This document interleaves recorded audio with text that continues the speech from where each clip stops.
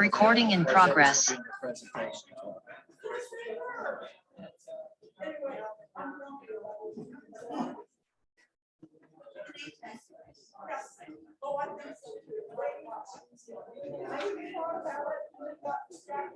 far as I know, this is your fourth.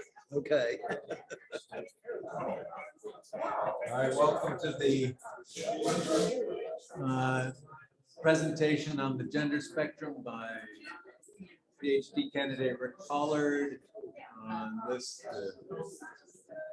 12th of June, 2022 at Grace Episcopal Church, Lexington, Virginia.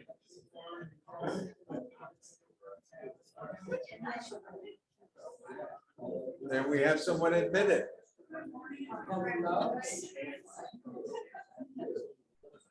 Good morning, Greg and Janet. Can you hear? Morning, morning, morning. Oh, I am. We hope this is going to work again. Are you ready? Sure. You ready?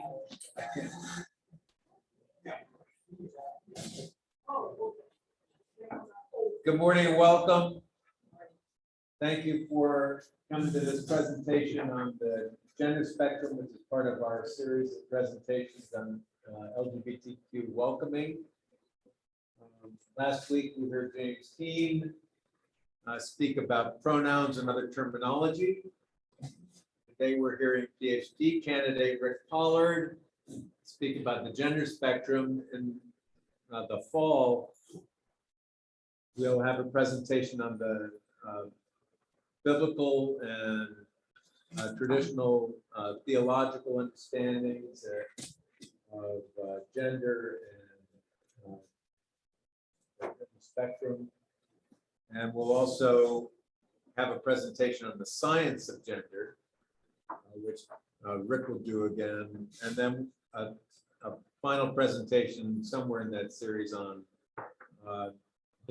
bias, on the kinds of bias that we all use in order to negotiate the world, and the importance of being aware of those forms of bias, and in some situations to counteract them. So again, Rick Pollard, thank you for being here. Absolutely. So I've had the pleasure of getting to know a few of you. Tuck, of course, asked me at the first of the year if I wanted to be part of the LGBTQ welcoming task force. And so I did choose to do that. And it's an interesting place to be.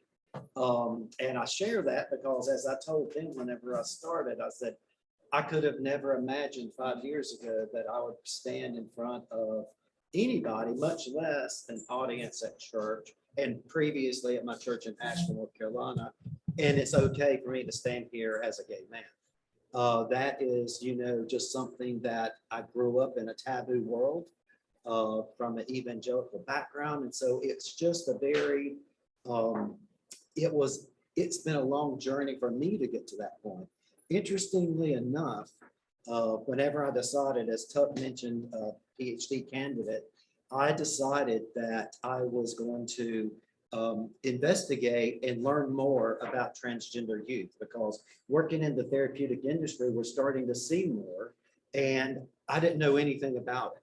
So it was something that I felt like, okay, I need to at least start that process, and that way I have a better understanding. The presentation I've got for you all here today is pretty basic, and because I think there may be varying levels of understanding, but the other thing I want to say is that this is a safe space. And what I mean when I say that, last week there was a gentleman who was talking about the fact that sometimes is afraid to say something or ask something, but for saying or the wrong thing or potentially being offensive. I want to say in environment of learning, this is about being able to ask your questions, and you're not going to ask a question that will offend me. Okay. So if there's something that you're curious about when we get to the end, that I haven't touched on or something you want to hear more about, feel free to ask me and we'll have that discussion. Let's see how we make this work. Okay, now, one of the places I just simply wanted to start here, because one of the things that we talked about in the task force is really about being welcoming to all folks. And, one of the things to understand, you hear the word diversity, most people only think about race, ethnicity, a couple of things like that. But the fact is every one of us are diverse in our own ways. We are all the intersection of different components. And, those different components, here's just a few. I mean, obviously, you've got everything from faith to ethnicity, age, gender, social, sexual orientation. There's so many different components that intersect for each one of us. And the reason why I'm starting here is because I want to emphasize the fact that we're simply talking about one piece of a person's personality and who they are. I mean, it's not everything about who they are, neither is sexual orientation. And so it's just one of those things that I just wanted to emphasize. So when we start discussing the gender binary, James, of course, did a lot of terminology last week. You're going to see some of that same terminology this week, and then we'll talk a little bit further about each one. But when you hear gender binary, basically that is our cultural system that we are basically divided into males and females. That is culturally the way we have been raised. That's what we know. Just to share and not to go too far off, but there are different types of indigenous populations around the world, including Native American populations, where there was more than two genders. You had a third gender, or you had either people who even in other societies would identify as non-binary, which means that they don't necessarily see one or the other. We'll get to that in a minute. But remember, this is a social construct. And what I mean by that is it's been culturally ingrained in us. How many people have seen the popularity of the gender reveal parties lately? I mean, it is like, it's the thing. You open up Facebook and you see a different one every day. The interesting thing about it, I heard a presentation probably 2 or 3 years ago, and it was actually somebody who was very economically minded, but was talking about the gender binary and how back, he said, when he started this conversation, he said, do you remember, he said, when you see some of the early photographs and you see children, they're in gowns or dresses, you didn't know whether they were male or female from the photograph. Pink and blue has not always been a thing for, colors of boys and girls. It actually became a marketing thing back in the 30s and the 40s. And what happened is manufacturers figured out that they could actually grow their business and, really create new audiences for their clothing if they did designated girl clothing and designated boy clothing whenever for children. Children 100 years ago wore hand-me-downs of each other, and it just didn't matter. So it's that was just really interesting to hear that and to learn that fact. He had a full presentation on it, and it was just really amazing to listen to that. But again, that's the reason why I talk about it being a social construct. Assignment at birth, when you hear that, that is actually the birth. James touched on this last week when we were talking about intersex people. Whenever somebody is born and genitalia appears to be male, then they are designated a boy and vice versa. And, and that is what's called your sex assignment at birth. It's, again, very traditional. But the thing I want to go ahead and bring into this conversation is that it doesn't always mean that is your gender identity. And we will get more to that in a moment.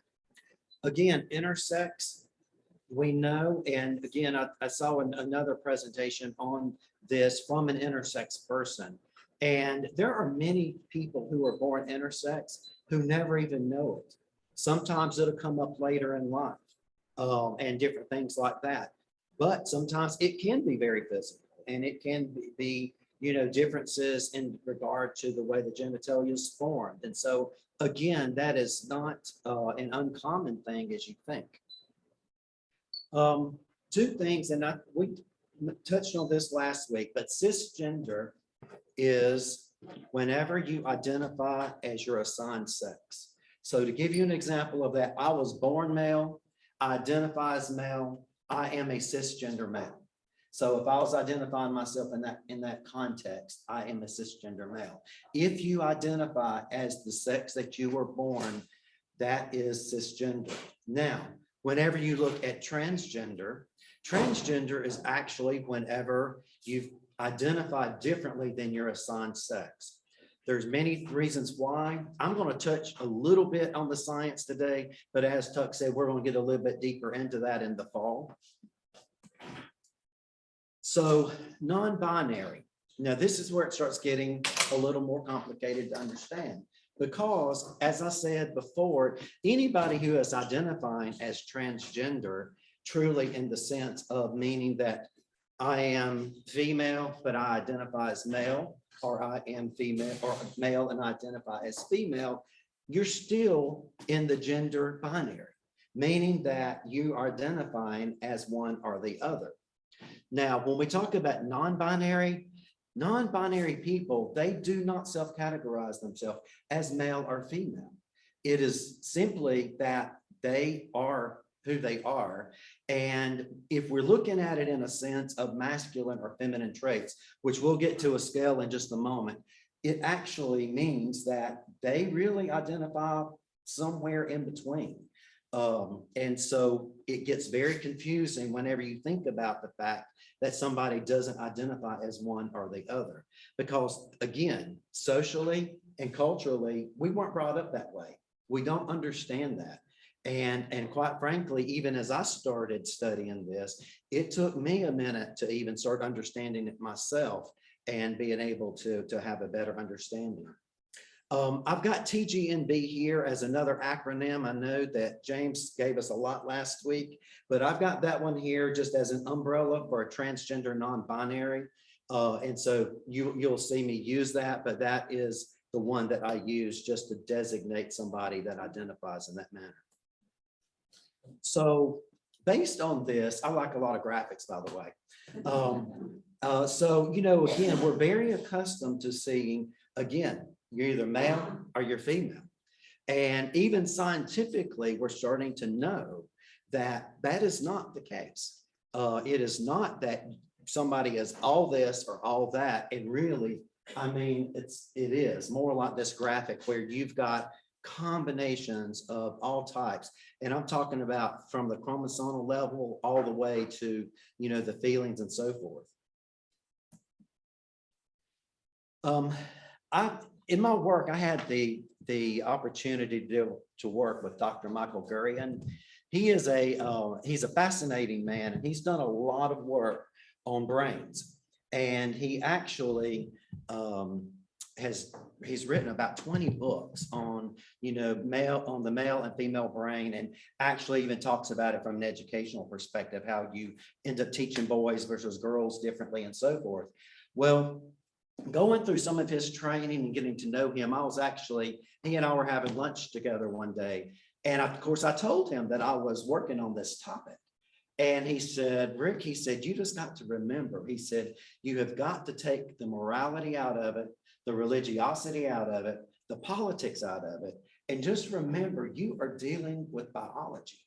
He said, this is a biological thing, and it's made to be all these other things when it really is simply biology. And there was something so impactful about that, because whenever he said it, it was just like a bell going off in the sense of like, okay, because again, we try to understand it through the cultural aspects that we've been grown up to know as normal. And it's just not, it's just the way it is. So when we talk about gender actually is comprised of 3 different dimensions, basically. I'm using the word dimension because I think that it gives a better context to understanding it. But again, the first context is biology. It is the body. It is how you are born. And again, you can be born with male genitalia or female or some combination in between. Sometimes it is external and sometimes it's internal, especially when you look at the way intersex people can be born as well. I love this quote though. Even the biological categories of male and female are blurred. We know today that not just the X and Y chromosomes, but at least 12 others across the human genome govern sex differentiation. And at least 30 genes are involved in sex development. So again, as our science has evolved and we have a better understanding, we definitely see these differences that are apparent from a scientific perspective. The second one is actually what we refer to. This is gender identity. The gender identity, that is actually your brain. That is how you feel. You know, whether you feel female, whether you feel male, or you feel some combination thereof, that really is driven by your brain. And we're going to get back to the brain piece in just a moment. Then the last component is your social gender. Could you just read the quote? Because I think it's so Oh, yes, I'm important for sorry. people to. Yes, to the recognize quote that I this. have there is, I said, according to American Academy of Pediatrics, by age 4, most children have a stable sense of gender identity. And I put that in there because it's interesting. The more, you know, as I have been in pretty deep into some of the research, it really, there's so many people that, you know, talk about this from the time that they were toddlers, basically. I have a friend who was a therapist in Utah, and she had a baby son about 12 years ago. And by the age of 2.5, he said, I'm a girl. And I mean, he was very clear about that. And, you know, and it's just been, and that's the way it was. And so Lee, you know, said, okay. And, you know, and so this child has grown up as a girl. And really, you know, there's a lot of reason for doing that. That's a controversial thing as well for some people. And we're not going to get into the controversy of it today, but it's one of those things that when you look at the mental health side of this, it becomes a very big piece to discuss. And again, that's a whole nother presentation. But as far as expression goes, expression is your social gender. That is the way you express yourself. Whether that's the clothes you wear, the way you cut your hair, you know, the way your mannerisms, anything, that is your social expression. And, you know, and that can be something that people end up thinking it needs to be, you know, follow straight into gender roles or into the norms, so to speak. And it doesn't always. And it's just one of those things that, you know, it may or may not be accepted, but nevertheless, usually by the time you have somebody who is starting to express their gender, they've already gone through a lot of the internal stuff. Somebody, I will promise you, people do not wake up one day and say, oh, this is what I am, and decide that this is what they're going to present. It just doesn't happen that way. As a matter of fact, in one piece, talking specifically about transgender people, they actually said that most actually internally work through this for approximately 9 years before they're ever talking about it or doing anything about it, whether that's discussing it with friends, family, whoever, or much less expression. Expressing is usually the last component that you're going to see for somebody who is in the process of discovering their gender identity. Any questions so far? Yes. Could you just elaborate a second on what it means to feel male or feel female, given that it's not black and white? It's not. Well, and actually, and you just said it, it's not black or white. Yeah. And the thing about it is when we talk about people feeling male or female, again, taking it back to the fact that we're talking about the gender binary in the sense that that is the social construct. Somebody feeling a particular way, they might feel more masculine because they've learned that this is a masculine behavior, or this is the way something looks masculine. Same thing on the feminine side. And it's really what we're actually starting to see more and more is that whenever you look at folks that are identifying in the non-binary realm, basically they're not defining things as masculine or female at this point, because again, masculine or female is a definition from the gender binary. And I know that was probably all, just sort of maybe made it more confusing. Well, but Because- some of yeah. this is just, you define it. You know that you're male. Or maybe not. Yeah, But exactly. But there are, for example, there are men who dress up, who express as women, but they definitely don't feel like women. They feel like they're men. They're men dressing in clothes that we identify with female clothes. There's women that do that as well. Women who dress in clothes we would identify as being male, but they are definitely, they know and feel that they're women. And then there's people who go through their lives, as Rick has been saying, masking. They're presenting as a male in order to accommodate the assumptions of people around them, but they don't feel that way. They feel female. And you'd have, Elizabeth would have to tell you what it feels like to feel female. But you don't have, you probably, although there probably is a part of you that has some intuition about what it means to feel female.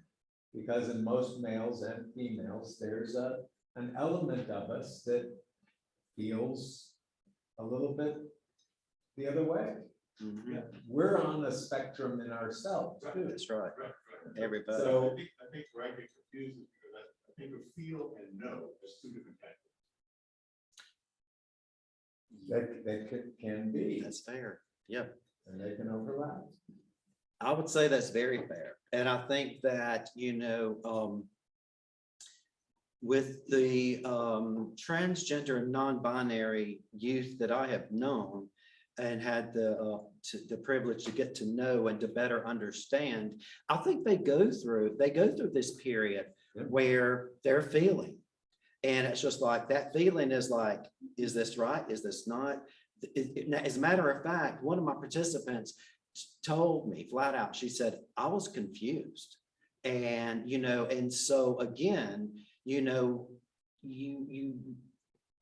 you just think about somebody who is trying to understand these feelings that are not congruent in their body and in their mind, and their physical appearance. And yet, again, we've been brought up in this, male, female world, and yet they know that they don't feel it. It's confusing. And as a matter of fact, I'll use even though mine has nothing to do with gender identity, I'll share even about myself. I was the same way as a gay kid. I mean, when I was in, 6th, 7th grade, I knew that there was something different. I couldn't explain it. And basically it caused me to really withdraw and to be very isolated. And, internally, because I did not match what the society norms were. I definitely didn't match the norms of my church, which made it even worse for me at the time. So again, I only say that to talk about that confusion that you go through when you're trying to understand this, especially when you're young. Unfortunately, it's also why there are so many adolescent suicides and suicide attempts for people who are in the LGBTQ realm. It's highest for transgender. Anyway, somebody actually, I can't remember now who it was, somebody was asking or talking about that last week. And I do have a slide where I'm going to touch on that a little bit more.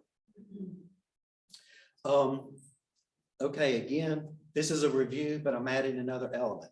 I want to be very, very clear that gender identity is different than sexual orientation. They have nothing to do with one another. And expression. Yes, exactly. I mean, and so again, you've got the three dimensions. You've got the body, you've got the identity, and then you've got the social gender. Those are the pieces that do make up your gender identity. However, sexual orientation is the romantic side and your sexual side. And this is where sexual, whenever we use the word sex, it actually is about, you know, that romantic and that sexual attraction and who you are attracted to. And that typically is stationary for somebody, whether they're transgender or non-binary, which actually then adds a whole nother layer that we'll get to in a minute, just to touch on it. So if we're really looking at the continuum, this is exactly what Doug was talking about. So, you know, if you're looking, you've got here at the very top on sex, you've got male all the way on this end, you've got female on this end, intersex is in between. Again, people end up falling all the way down through there. I love James' example last week of the metrosexual, because a lot of people, you know, whenever that became a term, you know, people was like, what is this? You know, looks like you're wearing you know, some soft clothes here, you're wearing pink, or, you know, things like that. And again, when you go into expression, it's interesting how that can influence the way people perceive you, but it does. Gender identity, again, remember, this is the brain. You've got people, again, who do feel 100% masculine. I would dare say that people who fall on the far extremes would probably be extremely rare. I mean, it'd probably be like the Hope Diamond, because again, whenever you look at everything being 100% this way or that way, I just don't know that that's even completely possible. But anyway, the next one again is gender expression. The one that ends up being in the middle, and I'm sure you've heard this word androgynous, and you see something, it's like, was that a boy or a girl? Pat. Yeah, Remember Pat from Pat, Saturday Night Fever. I mean, Saturday Night Live. Yeah. So yeah, it was, yeah, Pat was, definitely had a heyday, and it was like, oh, just Pat. So, but again, you know, it's expression is a very peculiar thing, because that is the outward piece that everybody sees. You don't necessarily, you know, we all wear clothes, so we don't see the biology of each other. We can't see inside each other's heads and know how you feel. Expression is the part that you see. And so that is the part that's very easy to judge, good or bad. And, you know, it ends up being the, you know, again, first impression. And again, you can't always assume, even when you're seeing expression.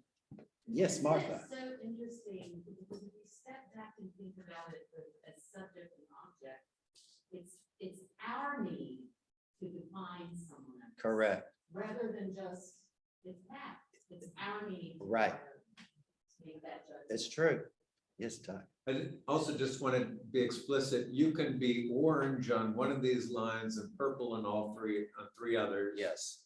You can be green on one and orange on two and purple on one.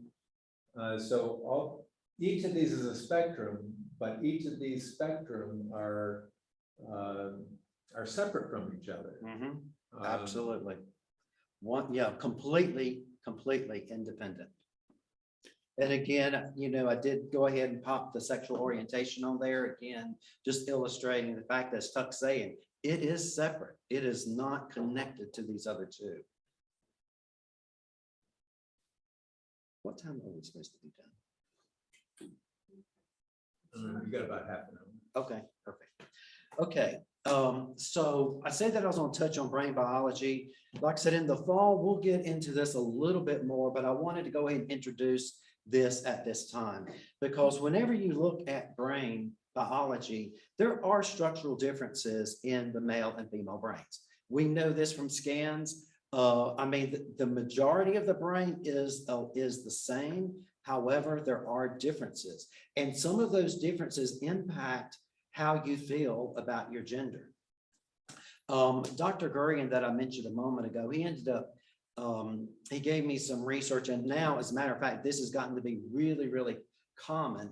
But whenever you look at the brain scans of people who identify as transgender, their brain actually looks more structurally like the sex that they identify with. So, I mean, that is well documented at this point. So again, you look at a transgender female who was a male and has transitioned to female. At that point, you know, whenever they've done the scan, the brain looks a lot more like a female. And then same thing whenever you look at trans males that were born female, and their brain actually does look and appear to be that of a male. That is, like I said, it's well documented. They started doing these brain scans. And again, it just sort of, you know, drove home the fact of what I was talking about with Dr. Gurion and the fact that this really is biology. And again, you know, I saw this really pretty elaborate presentation on the birth process. I'm not a scientific person. But at the same time, whenever you look at the development of babies, this particular biologist, she was explaining the fact that, you know, whenever babies are in utero, there are she explained it more as two very distinct times that testosterone is actually going into the baby to create a male baby. And one is into the brain, and at a completely unrelated time, testosterone is going in to create the genitalia. Basically, how she explained this, she said, if anything happens, whether that is a chemical interference from, you know, from a pesticide or from a chemical that went into the mother's body or possibly even the father's body, you're looking at a situation, you're looking at a situation where, you know, you really could have that happen properly whenever the brain is being developed and not for the genitalia, or vice versa. So again, when we get into the biology of this, it gets very complicated, but it helps understand why this happens and how it happens, just purely from the scientific perspective. Okay. Then I put this quote in here from Dr. Altanay: the brain and the body can go in different directions. This is just an illustration of what I was talking about. Gender is not only in the genitalia, but there's something in the brain that determines gender. So again, we know this, and this is the reason why there can be a disconnect whenever you hear, you know, especially a trans person say, well, I feel like I'm in the wrong body, or those types of things. There are different comments out there that folks say, and again, everybody's experience is unique to them. So I'm not trying to generalize there, but that is a very typical feeling for transgender people. Pronouns. James talked about pronouns last week, and pronouns have actually got to be probably one of the primary things that, you know, really can help support transgender and non-binary people. I'm putting up here in the context of just helping understand. As a matter of fact, I can't remember who it was last week, but somebody was talking about, you know, whenever you introduce yourself, you know, or like an email signatures, you know, you'll see, you know, he, him, his. And actually, I brought it as an example to show, but I was actually at a therapeutic conference just 3 months ago. And whenever we went, or whenever we registered, it asked if you wanted your pronouns. And so right below my name, it's got he, him, his. And, you know, I mean, this was the, you know, the name badge that I wore throughout the entire conference. And so that's getting to be a very, very common thing. You know, it is awkward as it might sound for most of you at this point to be able to introduce yourself to folks and say, hey, you know, I'm Rick. My pronouns are he, him, his. And I will tell you that there are certain places and audiences that I do that now. I don't say I do it everywhere, but it is not as uncommon as you think, depending on where you're at. And even though it might feel awkward, it's appreciated. And one of the other comments that was made last week, and I can't remember who it was talking about they was afraid to say stuff and afraid they're going to make a, mistake or offend somebody or that type of thing, and I just want to say that mistakes are okay. The thing that I have learned working with the transgender non-binary folks that I have got to know and that I've done interviews with and so forth, it's just like, okay, you make a mistake. I mean, okay, maybe they do go by they, them pronouns, and you accidentally say she, say, you know what, I'm so sorry. And just move on. It's not, I mean, it's fine to acknowledge it. It's not the end of the world, and they expect it to a degree, but what they will appreciate more than anything is the fact that you are trying and that you are trying to, basically respect them. Yes. Is there a reason that why you don't say I use he, or why you have to use all three? You know what? You could just use one. There is no rule around that, Melissa. It could be like, hey, I'm Rick and I use he pronoun. Yeah. So I'm a woman who uses she series pronouns, but I know many people now who the first one in the list is the singular he or she. Right. But then they go she, they, theirs. Right.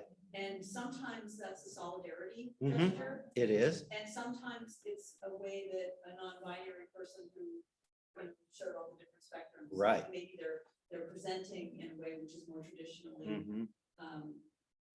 cishet Mhm. in their presentation, but they actually are non-binary, so they say she, they, theirs. Right. So the words, there's more combinations. Oh, there's a lot more combinations. Well, and y'all, And it's a moving target, because especially when you're working with younger people and they're negotiating this in time. Yep. From 1 month to the next month, their pronouns will have morphed. Correct. So you can't. Yes. You can't think, okay, I've got it, like I wrote it on an Yes. index card and I memorized it. It's like every time you have to make sure you've got it. Bingo, you got it. And actually, and that actually brings up, again, it brings up the point and the reason why you ask, you just simply ask, because everybody has their own definition of their pronouns that they prefer. And I can tell you from the 8 participants that I did interviews with, I had 5 folks that ended up, identifying as non-binary. 3 of them exclusively used they, them pronouns. That was it. Another one used he, she, and they. And another one used he and they. So again, we don't define what their pronouns are. Nobody defines your pronouns except you. So think about it in that context. Yes. Zzer. Yeah. Mhm. Well, there's a lot of different forms of that. Last week, James actually had a whole billboard on all of those. And because this is a minute sampling, but again, I just put these up here. These are the most common, but again, as we have, people evolving, language evolves as well. And that's actually, I think, the next thing I want to talk about. Yes, David. I was thinking about this, about people who are reacting Yes. against this, professors, for example, Mhm. who are bound and set Yes. not to use that. Right. And I can only think of our baptismal covenant. Right. Will you respect the dignity of every human person? And what you're saying, this is a way of doing that. Right. That's exactly right. And there are little ways you can do it. Like I said, in a name tag, you can do it. As a matter of fact, whenever I go to conferences now, I have a button that says he, him that I wear on my lapel.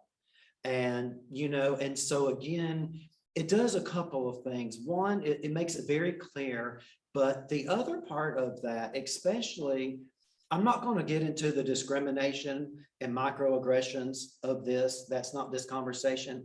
But what I will say is it is very commonplace for transgender and non-binary folks.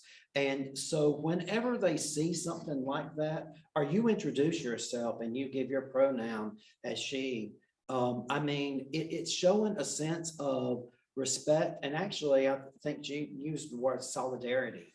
And again, it's just simply showing that support. Now, I put this up here very intentionally because you see how chaotic this looks. I'm not going to sit here and start naming these words. I only put this here to talk about is exactly what she was just saying about the kids coming in and they are changing their pronouns from month to month.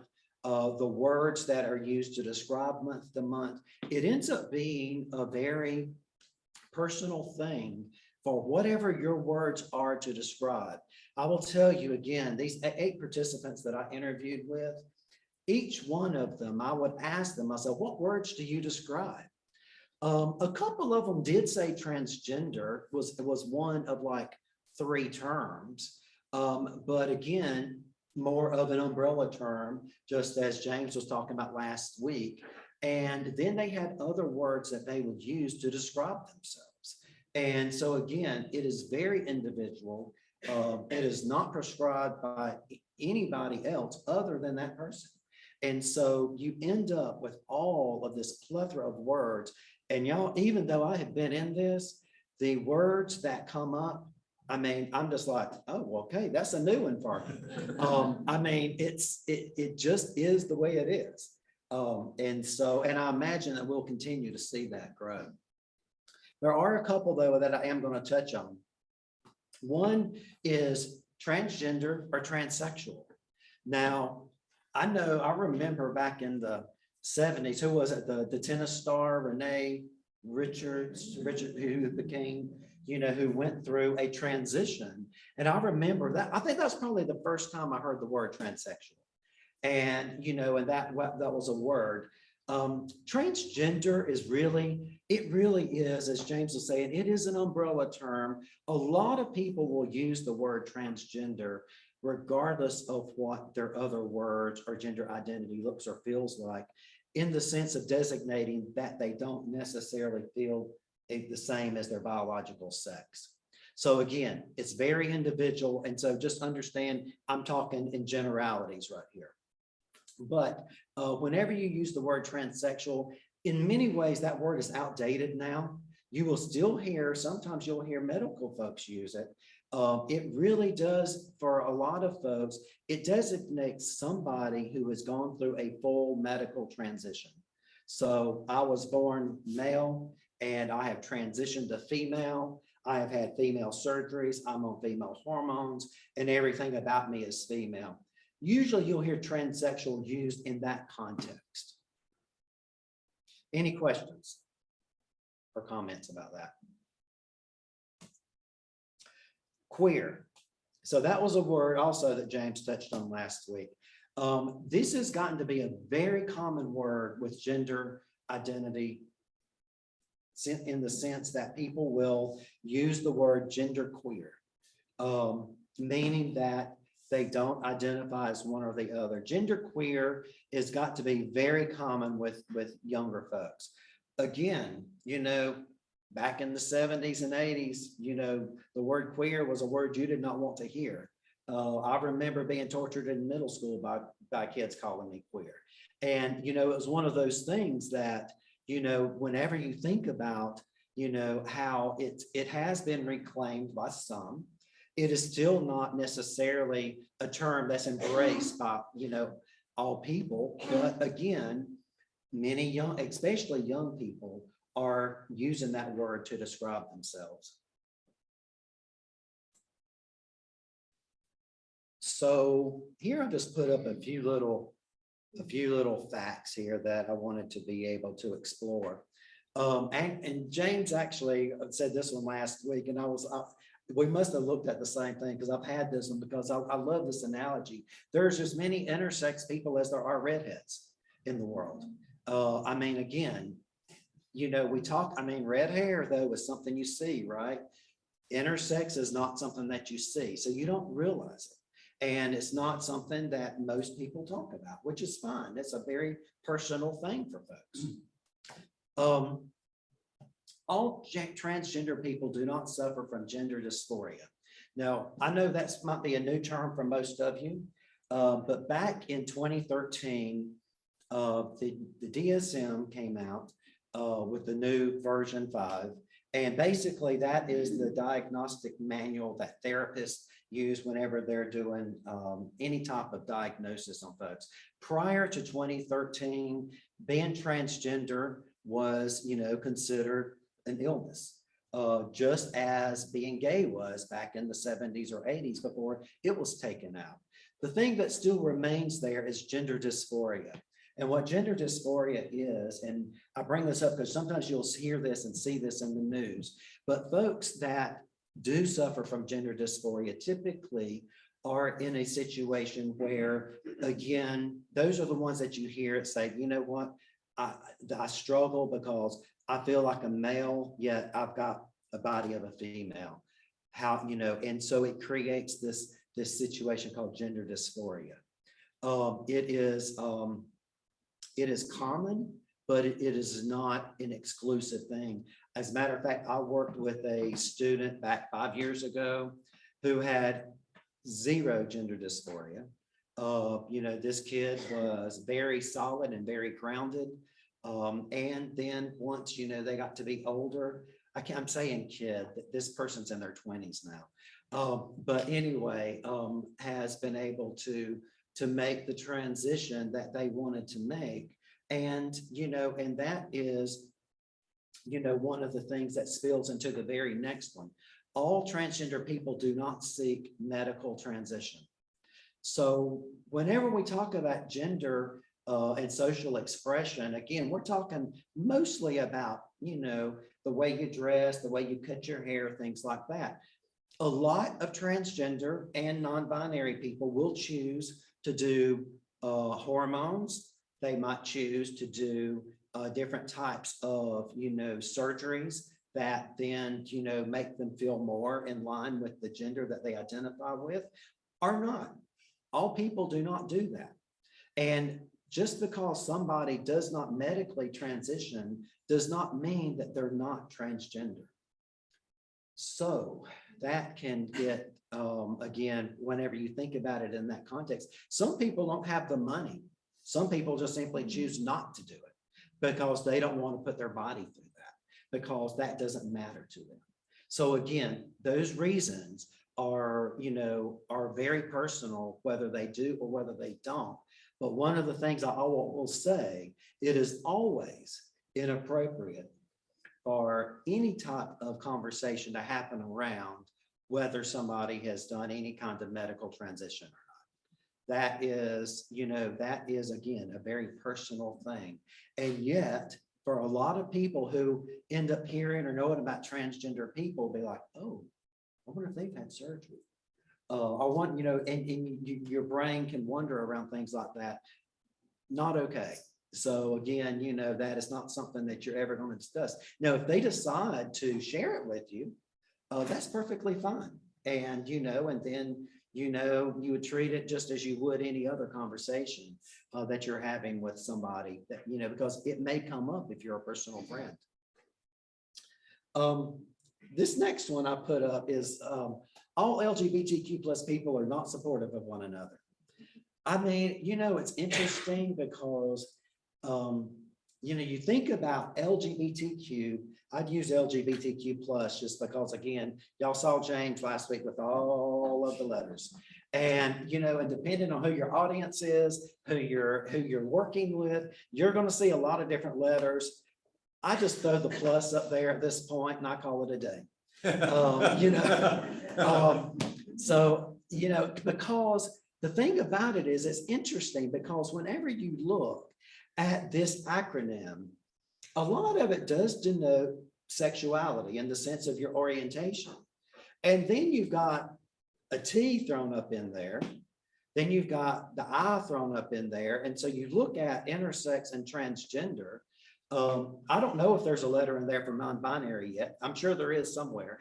But the point is that then you're looking at gender expression, and it's, and just a couple of things I can share with this. I mean, I have a very good friend back home in Asheville. I had no idea the first few years that I knew him that he was a transgender male.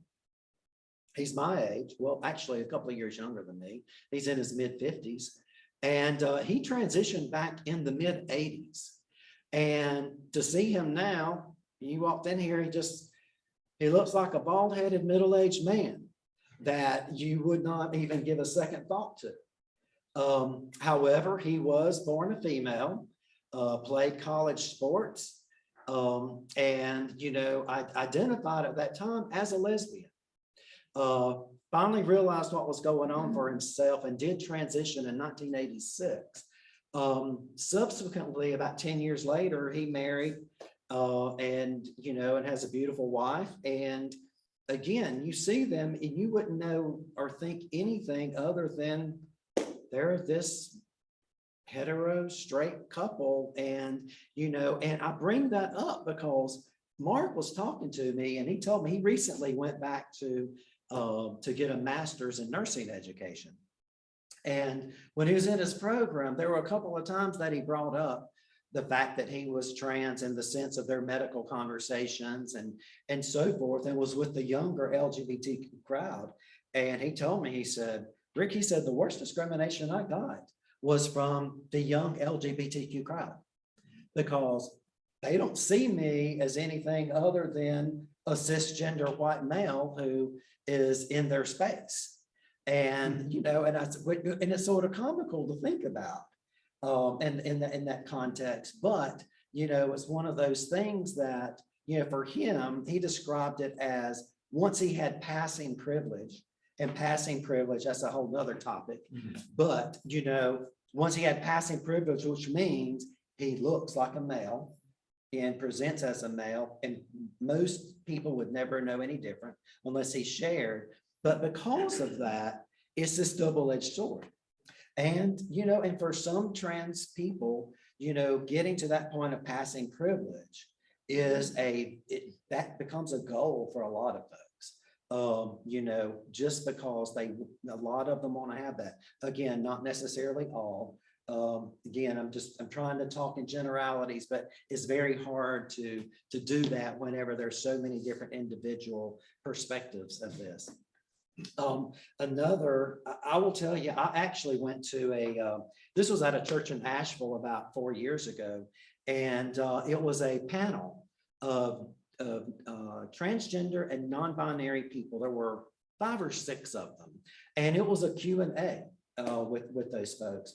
And one of the audience members said, who do you get the worst discrimination from?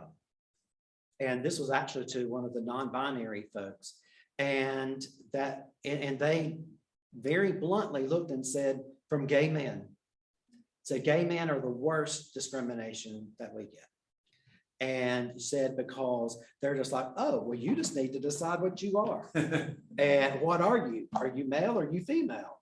And, you know, and again, I just use that as another example of just the fact that just because people fall into the LGBTQ realm, so to speak, I mean, there are still as many different types of people.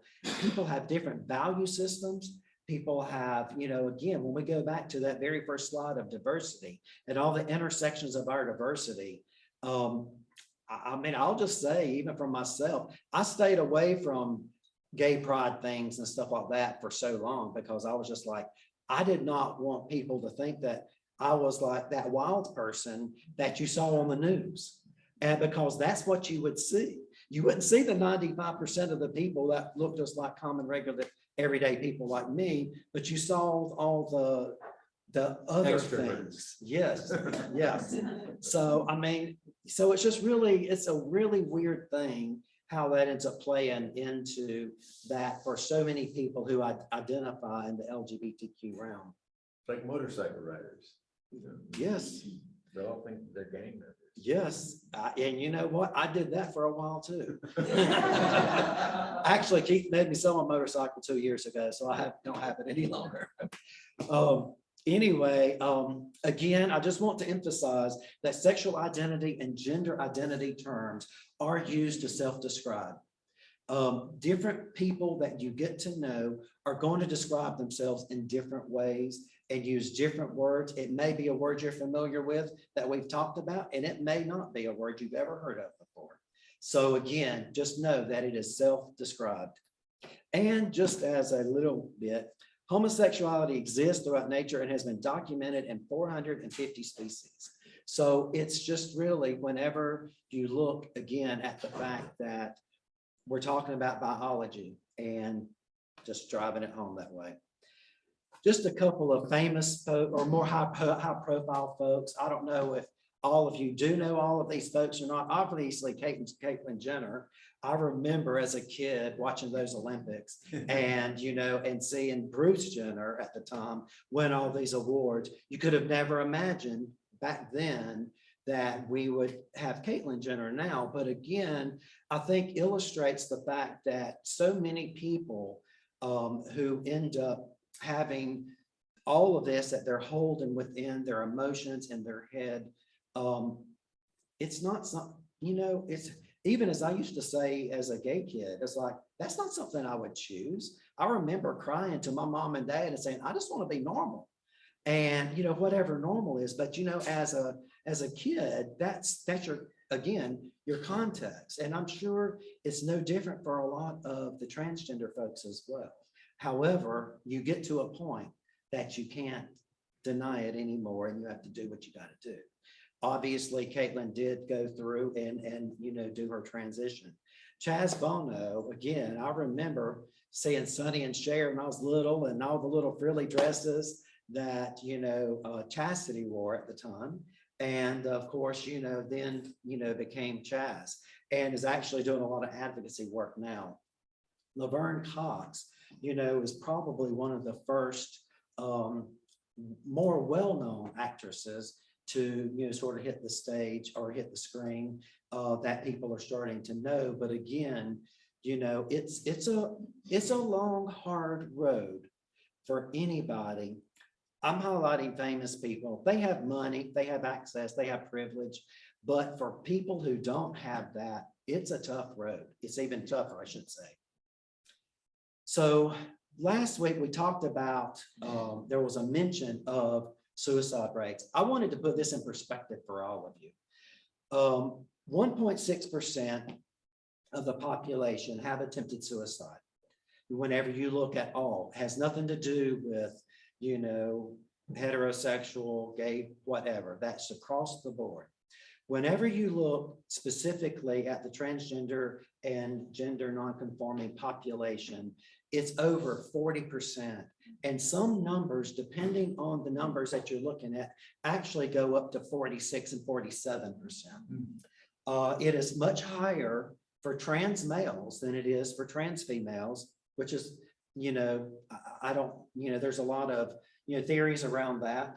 And I will tell you, whenever you start looking again at the intersections of this, whenever you're looking at minority populations that fall into the transgender and non-binary category, with those rates are even higher. When you look at some of the minority categories, you're talking about upwards of up in the 50s, mid 50s of the suicide rate. Again, as you would expect on one level, folks that identify as white generally have the lower rates. There's, again, if you look at socioeconomic, if you look at acceptance within families, that type of thing, there's so many things that come into play. And again, I could do an entire presentation just on this, but I just wanted to show you that the disparity that's there. To put this one more perspective here, whenever you're looking at people who identify as lesbian or gay or bisexual, the suicide rates for that portion of the crowd is usually going to be in the 15 to 17% range. So again, even from there, You can see this 1.6% up to 15, 17 for, gay, lesbian, bisexual. But then when you're talking trans, it skyrockets, as you can see. And sadly, I actually know a young trans man supported by his family who, this was just 3 weeks ago, who committed suicide. So it is more common than you realize. When you think about 1 out of every 2 people who identify as transgender or non-binary will attempt suicide. And so it's just it's a sad thing, but support is the number 1 thing that will eliminate that from happening. So that's it for today. Yes. I just want everybody to keep in your thoughts and your prayers this week, because we have diversity camp this week in Craig County. And so I'll be with 30 young people who are LGBTQ, mostly non-binary, transgender. And that support week for them, it's the best thing I ever do, because if I'm down, that week is wow. I mean, they are in their place and they are, who they are, and it's beautiful. And so, That's awesome. it's a way that we could get involved to support that group over the year and whatever. So just think about those kids having a great time this week and feeling like they are super supported by all the people who make it possible for them. So I'll come back and report and let you know Awesome. how it is. So overnight camp, not gonna get much sleep. Very good. Any questions from anybody that I could share with everybody? Okay.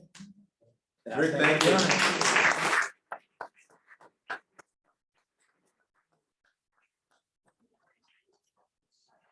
All right, Greg and Janet, I hope that came across.